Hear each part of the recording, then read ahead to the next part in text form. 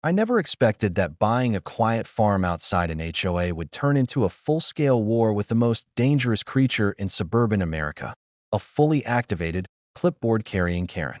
I bought the land specifically because it wasn't under any HOA rules. After years of dealing with ridiculous fines, complaint letters, and nosy neighbors trying to tell me how to mow my own lawn, I wanted peace. Just me, a few animals, a small barn, and enough land to finally breathe. But peace didn't last long. On my very first morning there, as I unloaded bags of feed, I heard the sound of heels crunching on gravel. Nobody around here wore heels, so my instincts were already warning me. I turned around, and there she was, oversized sunglasses, a tight frown, and a clipboard held like a weapon. She didn't bother with a greeting. "Excuse me," she demanded. "I need to talk to you about your structures." Confused, I asked what she meant. She pointed her pen toward my freshly painted barn and said, "That color is not approved by the HOA." I had to take a second to process the absurdity of what she was saying. Then I calmly replied, "Ma'am, this land isn't in your HOA." Her mouth opened and closed like a fish gasping for air. After adjusting her sunglasses, she said, "Well, it should be. And until we get that sorted, you'll need to follow our guidelines." I laughed. That was my mistake. 2 days later, a white SUV pulled into my driveway. 3 people stepped out, clipboard, folder, and camera in hand. The official HOA starter pack. The man in front announced that they were there to address multiple violations. I cut him off and told him they had zero authority here because this was not, and never would be, part of their HOA. He proudly held up a stack of paperwork, claiming they had the power to evaluate any property adjacent to the community. That was completely false.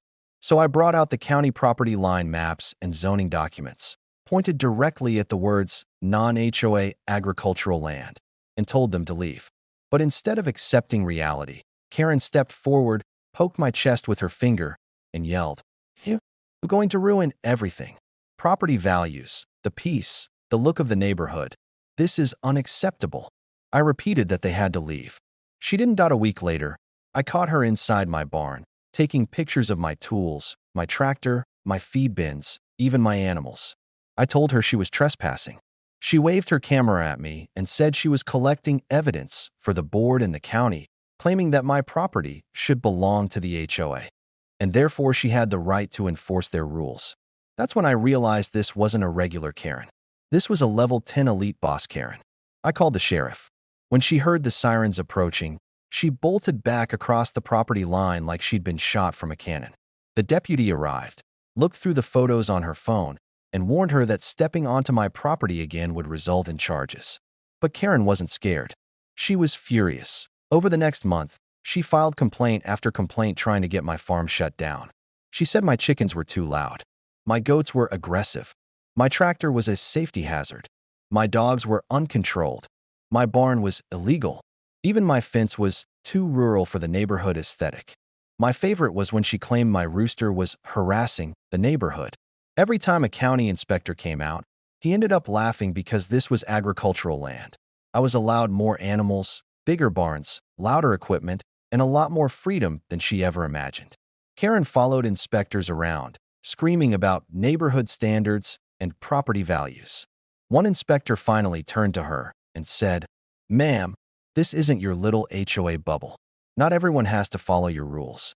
That comment caused Karen to let out a scream so loud even my goats stopped chewing.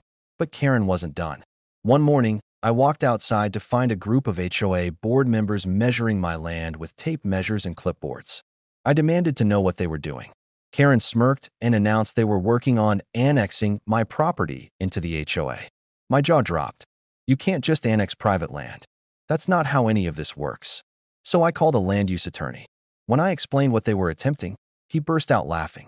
He told me the HOA had zero legal authority and that we would shut this down fast. That MY lawyer drafted a brutal cease and desist letter stating clearly that Karen had trespassed. The HOA had harassed a private landowner. Annexation attempts were illegal, and any further contact must go through legal channels. He personally handed Karen her copy. She ripped it up, threw it at his car, and screamed, "You can't stop me. I am the HOA." My lawyer calmly reminded her that the county considered her actions trespassing. She tried to swing her rulebook at him. He warned her he would press charges. That's when she made her final mistake. 1 week later, I woke up to hammering outside.